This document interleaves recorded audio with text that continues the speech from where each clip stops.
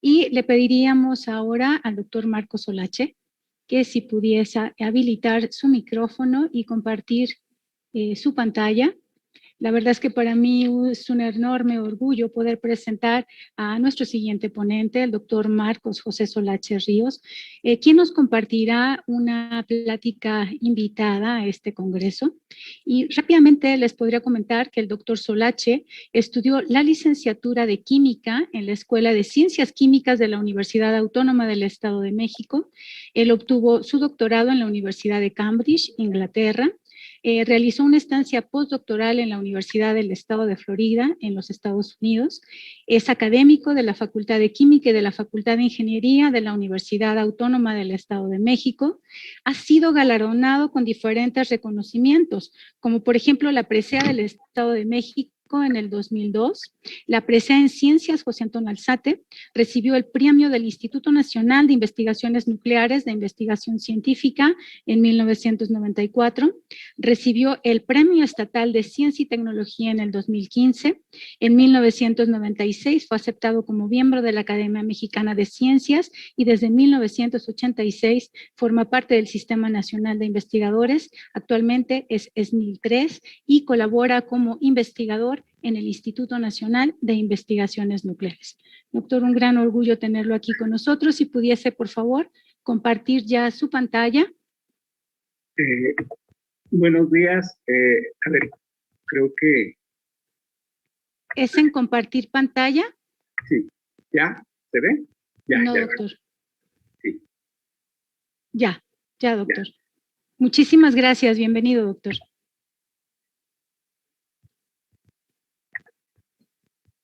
Bueno, buenos días a todos. Primeramente, muchas gracias al comité organizador por su amable invitación a participar con esta plática en el Congreso.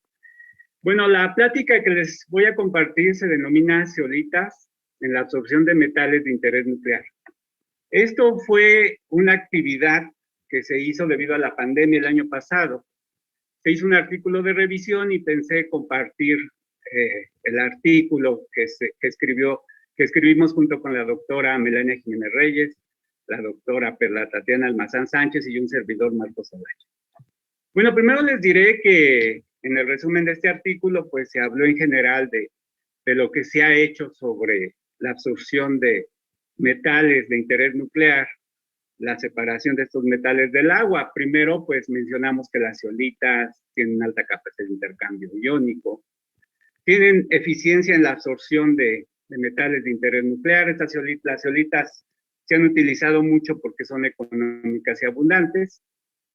Los elementos que se consideraron en este estudio fueron el cesio, el estroncio, el cobalto, el molibdeno, el uranio, el samario, el europio, el plutonio y el americio, todos ellos de interés nuclear.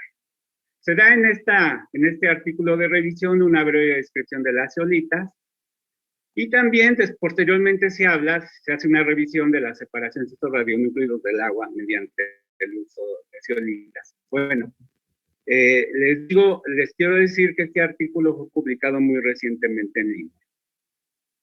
Bueno, pues les diré que los radionúclidos existen en forma natural y artificial y pueden transmitirse a los seres vivos a través de las cadenas alimenticias. Los radionúclidos en sedimentos de instalaciones nucleares, pues, y cerca de las instalaciones nucleares se han encontrado productos de fisión como el cesio 137, el estroncio 90 y el cesio 134.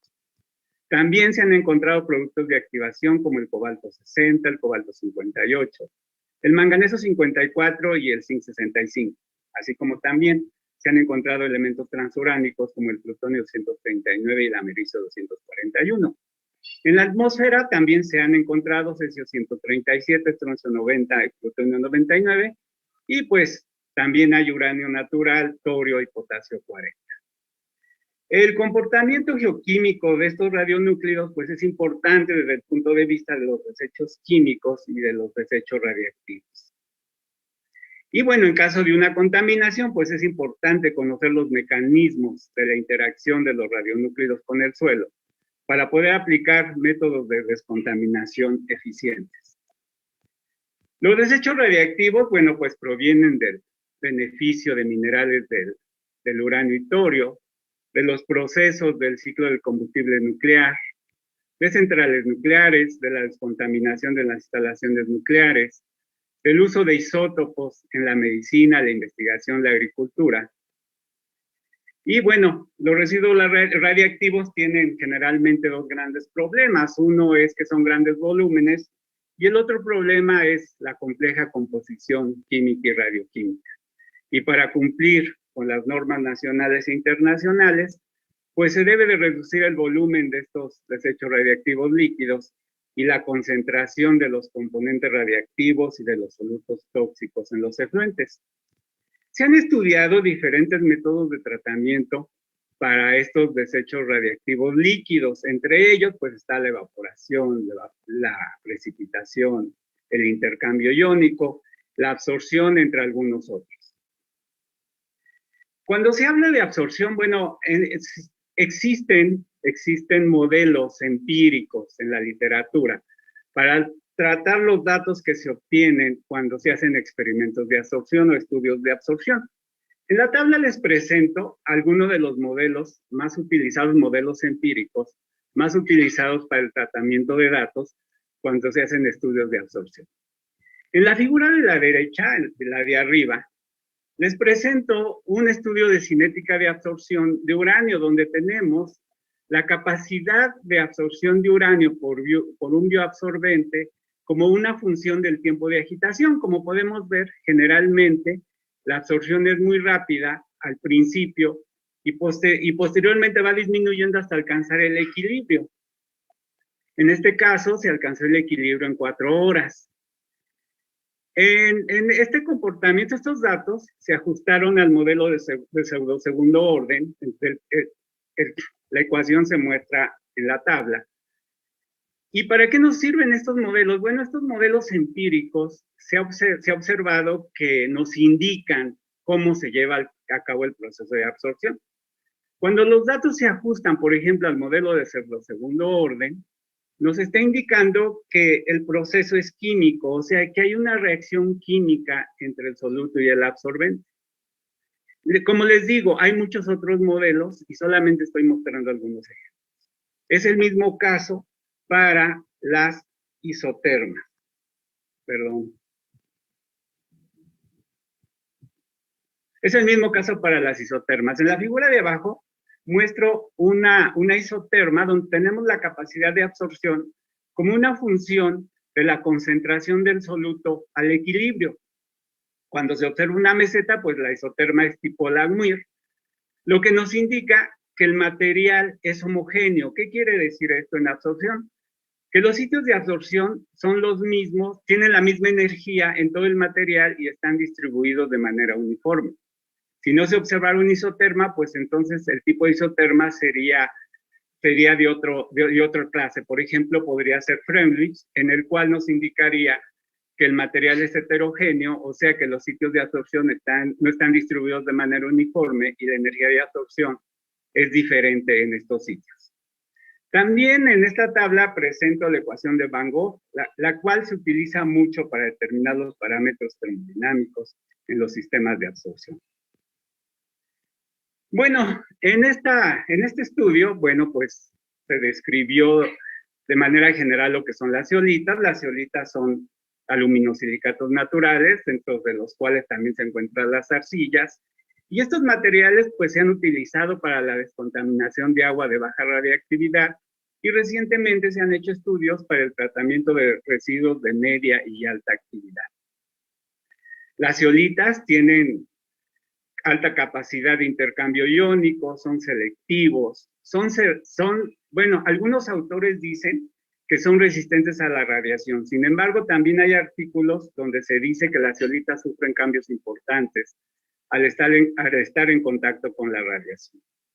Las zeolitas son abundantes y económicas. En la figura, pues muestro la fórmula general de una zeolita, donde M representa un catión de valencia N, que compensa las cargas negativas y permite a las zeolitas ser intercambiadores cationos. Las zeolitas están formadas por tetraedros, perdón.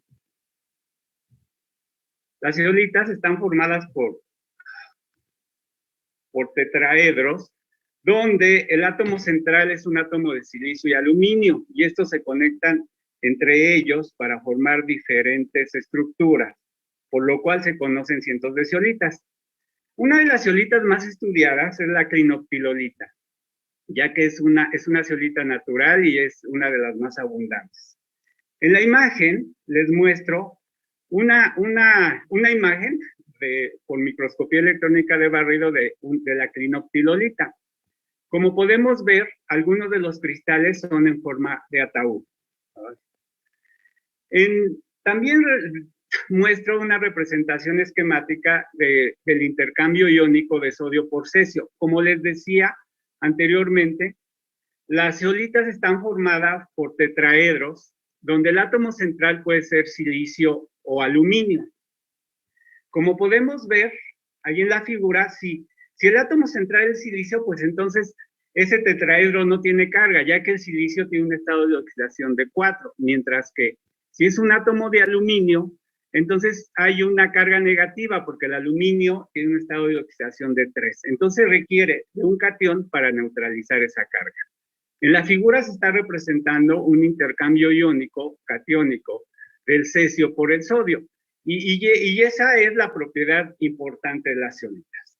Como les decía, los materiales zeolíticos pues son tanto naturales como sintéticos. Es importante modificar estos materiales zeolíticos, porque al modificarlos pues se mejoran sus propiedades de absorción. También es posible con algunas modificaciones que absorban aniones, especies orgánicas y patógenos. Las zeolitas tienen una infinidad de aplicaciones, entre otras, en catálisis en la industria petroquímica, captura de CO2, purificación de aire, purificación del aire, entre otras muchas aplicaciones. Entonces, la capacidad de intercambio de catiónico de una zeolita pues depende de su estructura y de la relación silicio-aluminio. Y esto se debe, como les decía, que por cada aluminio que hay en el tetraedro, pues hay una carga que neutralizar. En los sistemas de absorción, pues existen varios parámetros que se deben de considerar. Estos parámetros, entre ellos, pues está el pH. El pH es un factor muy importante, ya que de él dependen las especies químicas que se encuentran en la solución. También depende del pH el comportamiento del absorbente. Otro parámetro importante es la temperatura, la presencia de otros cationes, ya que estos pueden competir por los sitios de absorción, agentes acomplejantes y, por supuesto, las dimensiones de las especies disueltas. Se han utilizado las zeolitas también, por ejemplo, las zeolitas sintéticas, para el ablandamiento de agua, ya que estos materiales pues poseen altas capacidades de intercambio catiónico para calcio y magnesio. En el campo del ciclo del combustible nuclear se han intentado aplicar zeolitas como absorbentes para metales pesados en desechos líquidos de alta actividad. Dos de los elementos que se consideraron en este estudio fue el cesio y el estroncio. Como podemos ver en la figura, el cesio tiene un estado de oxidación de +1. Es el único isótopo estable del cesio es el 133, el cual por reacción N-gamma forma cesio 134 con una vida media de 2 años. El cesio 137 tiene una vida de 30 años y es producto de fisión del uranio 235. Por otro lado, el estroncio es divalente y se hidroliza a pH 11. El estroncio 88 por reacción N-gamma forma estroncio 89 con una vida media de 52 días. Y debido a la similitud entre el estroncio y el calcio, pues el estroncio se utiliza en radioterapia, sobre todo en huesos. El estroncio 90 es un producto de fisión con una vida media de 27.7 años. Estos dos isótopos, el cesio 137 y el estroncio 90, se han encontrado en sistemas acuáticos y en sedimentos. El cesio y el estroncio son químicamente diferentes, sin embargo, estos dos radionúcleos son peligrosos para el ambiente y generan calor en desechos líquidos de alta actividad. Y además tienen un rendimiento alto en la fisión del uranio 235. Para el caso del cesio, pues se han utilizado zeolitas naturales y sintéticas para separarlo del agua, como por ejemplo la clinoptilolita, moscovita, eulandita, entre otras. Zeolitas sintéticas, como la zeolita A y la zeolita X. Se ha reportado que el estroncio es retenido, para el estroncio se ha utilizado clinoptilolita, mordenita entre las naturales y zeolita A entre las sintéticas. Estas zeolitas, como ya les decía, también se han modificado para hacerlas más efectivas en la absorción. Lo que se busca es un efecto sinérgico cuando se modifican estos materiales. Por ejemplo, la zeolita A se ha modificado con potasio, con níquel, la mordenita sintética se ha modificado con calizarenos, entre otros muchos estudios que hay reportados. El cesio, se ha observado que es preferentemente absorbido por materiales naturales como la chavasita y la clinoptilolita. Y se ha observado que los estudios de absorción se han podido ajustar a los modelos de Freundlich y pseudo-segundo orden. Esto era de esperarse, ya que estos materiales son naturales y estos materiales no son puros, por lo que, y el modelo de Freundlich lo que dice es que los sitios de absorción tienen diferente energía y no están de manera uniforme en el material. Por otro lado, el modelo del segundo orden lo que indica es que hay una reacción entre el cesio y estos materiales sólidos. Por otro lado, el estroncio es mejor absorbido por zeolitas sintéticas y, como era de esperarse, se ajusta al modelo de Langmuir, que es para materiales homogéneos, de lo cual ya expliqué, y también indica que hay una reacción entre el estroncio y estos materiales sintéticos. Bueno, entonces, el comportamiento de estos elementos, o de estos elementos con los materiales zeolíticos, se debe a los radios iónicos de los cationes, al contenido de agua y a las estructuras de las zeolitas. La absorción de cesio se ve obstaculizada por amonio, potasio y sodio, y la del estroncio por calcio y magnesio. Y esto se debe a su similitud química entre estos materiales, entre estos elementos. Bueno, también es importante decirles que se ha logrado la estabilización de cesio y estroncio en estructuras zeolíticas mediante tratamientos a altas temperaturas. Otro elemento que se consideró en este estudio fue el cobalto. El cobalto 59 por reacción N-gamma forma cobalto 60 metastable y este cobalto 60 de 5.2 años. Es importante decirle que en la mayoría de estos estudios se utilizan los elementos naturales y solamente hay pocos estudios donde se han hecho con trazadores radiactivos. Las zeolitas que se han empleado para la separación de cobalto del agua han sido principalmente clinoptilolita, mordenita, erionita entre las naturales, zeolita 4A, 4Y entre las sintéticas. En este caso, las zeolitas se han modificado con aminas y con metales, entre otras modificaciones. Se han utilizado metales como el manganeso. Es importante decirles que en la mayoría de estudios se reporta el comportamiento de absorción, pero pocas veces se analiza el agua tratada. Cuando las zeolitas se modifican con un material tóxico, como el caso del manganeso, sí, es importante analizar el agua tratada, porque si el manganeso se libera al agua, entonces estos absorbentes no son útiles, ya que por un lado, estamos descontaminando de cobalto, pero estamos contaminando el agua con un material tóxico como el manganeso. Y desgraciadamente hay pocos estudios donde se analiza el agua después del tratamiento. También es importante decirles que en absorción es muy importante caracterizar al absorbente, ya que la caracterización antes y después de la absorción nos ayudan a determinar los mecanismos que se llevan a cabo y los procesos, cómo se está llevando a cabo el proceso de absorción. Si los materiales no se identifican, estos estudios generalmente no son útiles. También es importante mostrar las isotermas para ver de qué tipo son y cómo se está comportando el material.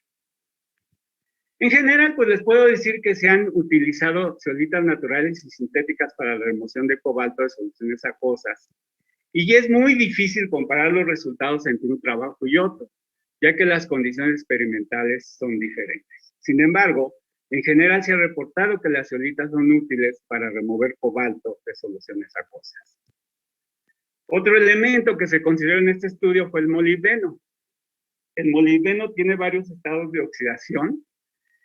El molibdeno forma compuestos con ligantes orgánicos e inorgánicos, y estos forman compuestos binucleares y polinucleares.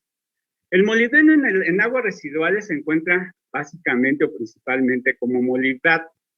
El molibdeno es un componente de la solución de residuos líquidos de alta actividad del combustible nuclear gastado.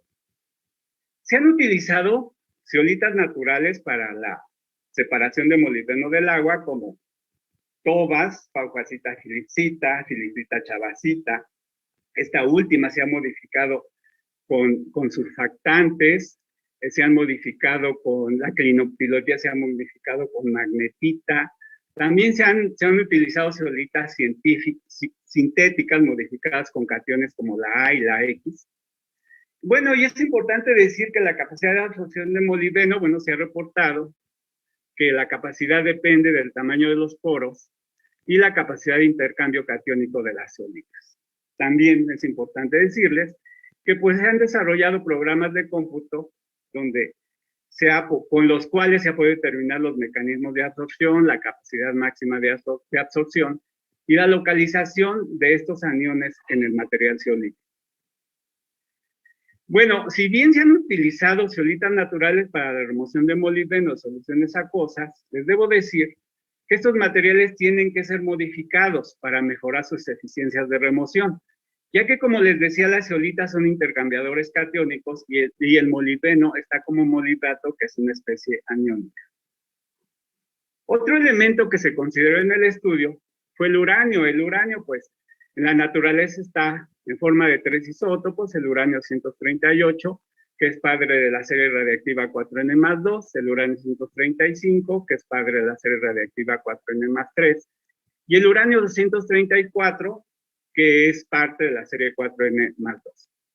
Los estados de oxidación más importantes en el ambiente del uranio es el estado 4+ y 6+. Las especies químicas de las soluciones de uranio dependen del pH y la concentración de uranio. Más bien, el pH depende de la concentración de uranio en la solución. Bueno, es importante el conocimiento del comportamiento de uranio en el medio, de cómo y en qué condiciones se fija en el suelo y cómo se libera en las aguas naturales. Se han utilizado zeolitas como la clinoptilolita, tobas ricas en filipsita, chavasita, tobas zeolíticas, zeolitas sintéticas para remoción de uranio del agua. También se han modificado zeolitas naturales y sintéticas, por ejemplo, la zeolita X con óxido de cobre, zeolitas naturales modificadas con amonio, clinoptilolitas modificadas con quitosano, clinoptilolita modificada con hexadeciltrimetilalamonio, y también se han tratado la clinoptilolita con ácidos clorhídrico, salídrico o cítrico.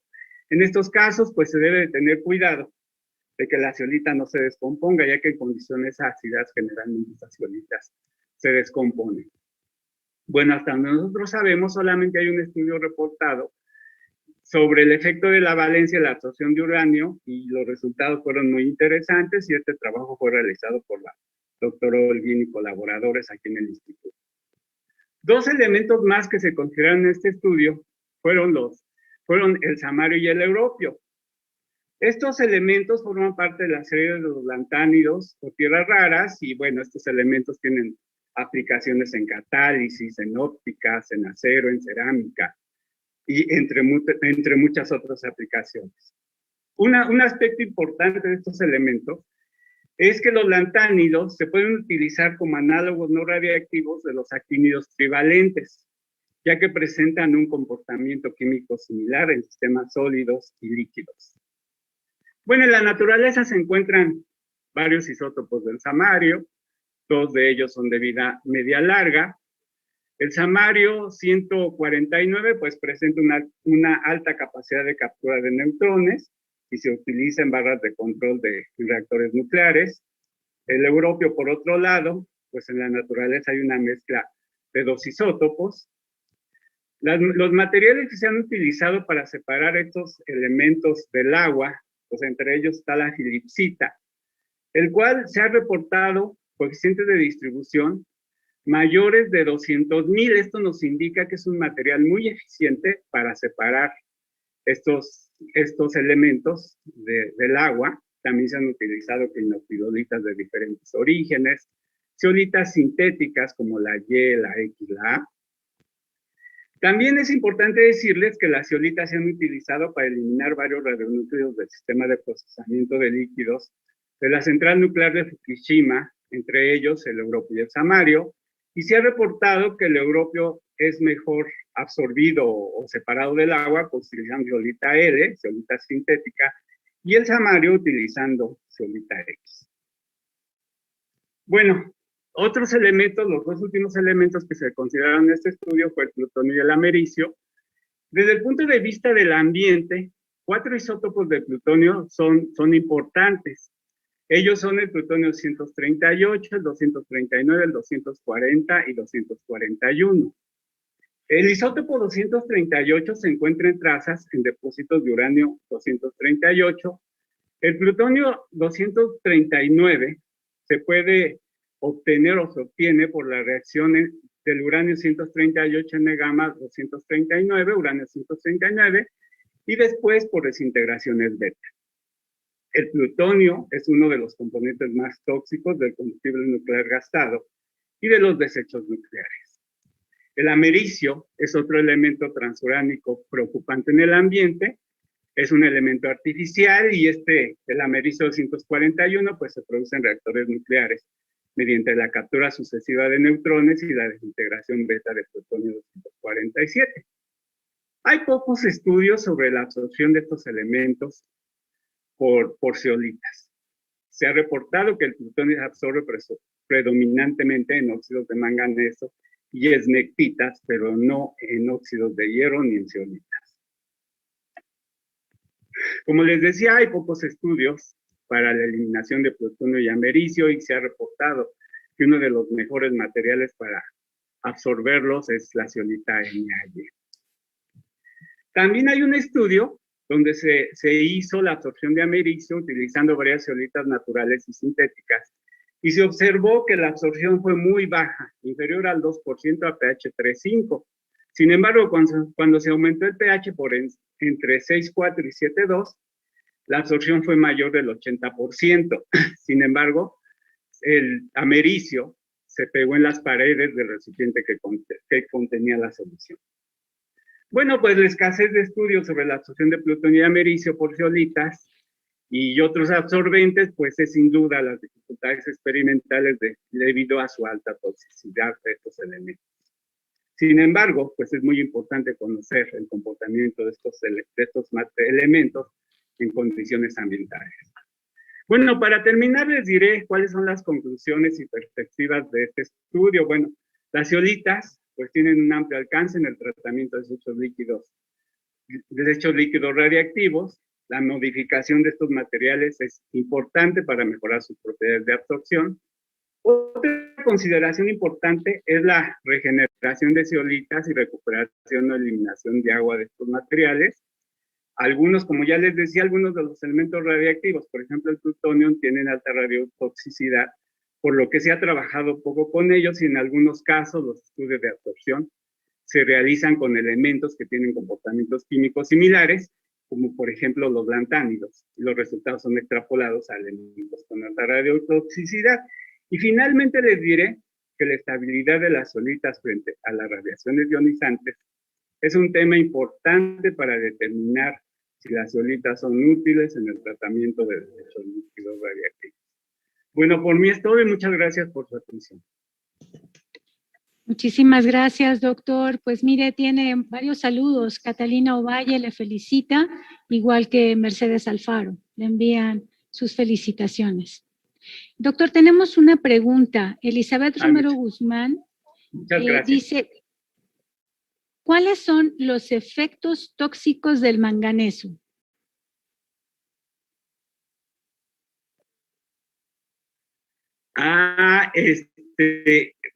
Pues yo tengo entendido que es un elemento muy tóxico, pero no recuerdo exactamente cuáles son el problema que causa al ser humano. Lo que sí sé es que el agua que contiene manganeso han cerrado pozos por esta causa, pero no recuerdo exactamente cuáles son los problemas que causa al ser humano. Si no, no lo recuerdo.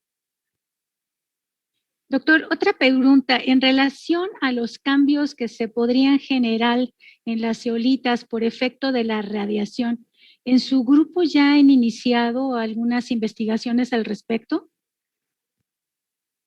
Mire usted, nosotros hicimos hace algunos años un estudio de absorción de cobalto en algunas zeolitas naturales y por difracción de rayos X encontramos cambios muy importantes. Y también hay otros autores que han observado esta misma situación. Sin embargo, algunos otros dicen que las zeolitas son útiles para remover elementos radiactivos y que no sufren cambios, pero nosotros sí los hemos observado. Por eso creo que esto requiere de más estudios. No, pues excelente, doctor. Manuel Pérez le envía saludos también, le dice que una excelente presentación, doctor Marcos Solache. Ay, muchas gracias, muchas gracias. Tenemos otra pregunta, doctor. ¿Qué metales son más eficientemente retenidos en las zeolitas? Bueno, pues como ya les decía, las zeolitas son predominantemente intercambiadores catiónicos. Entonces, generalmente retienen pues si es un catión, hay un intercambio iónico. Lo que se ha observado es que las zeolitas, por ejemplo, las naturales, es preferible tratarlas, hacerlas sódicas. Y las zeolitas sódicas es más fácil hacer el intercambio catiónico con algún otro elemento.